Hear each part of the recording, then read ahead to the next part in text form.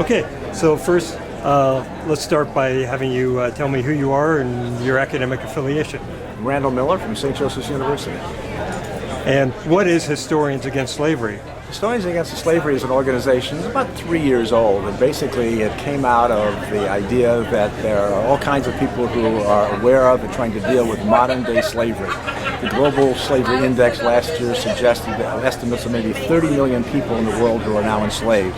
We always think of the slavery ended in 1865 in the United States. That's our telescopic lens and what have you, everything filters through.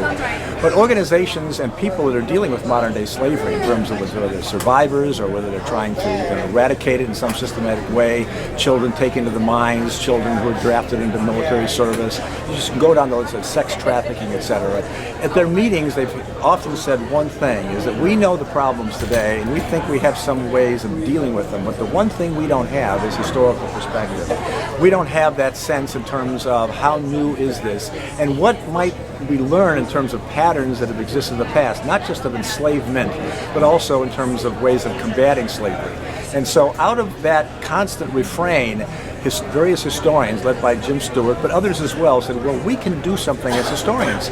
We can, as professors, profess, for example. We can say that we understand certain problems, and although they're not replicable, they are comparable.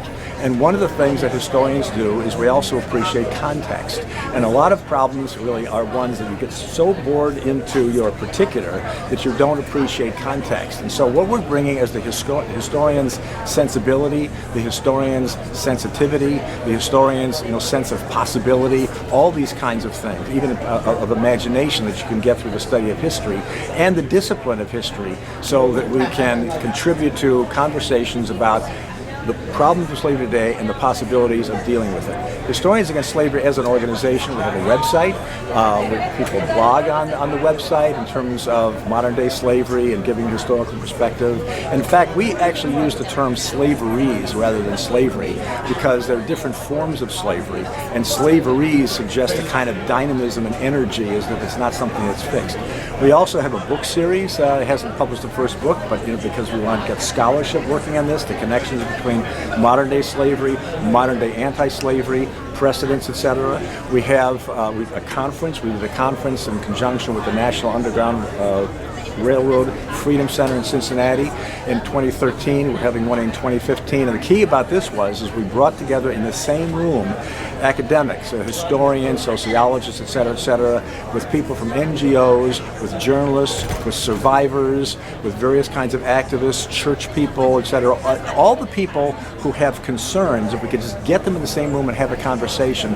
And that's part of the dynamism this organization is trying to create. All right. So how do you respond to the predictable question, which I'll ask, which is, oh, come on, slavery back in the 19th century is far different from the kind of slavery you're talking about?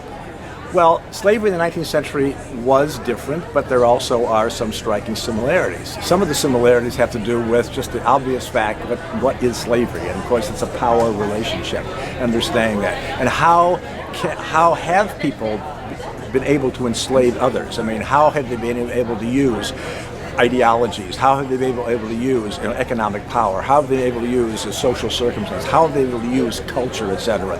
So yes, there are differences today. And the biggest difference, of course, is that in the 19th century, slavery was legal in many places. Today, slavery is illegal everywhere.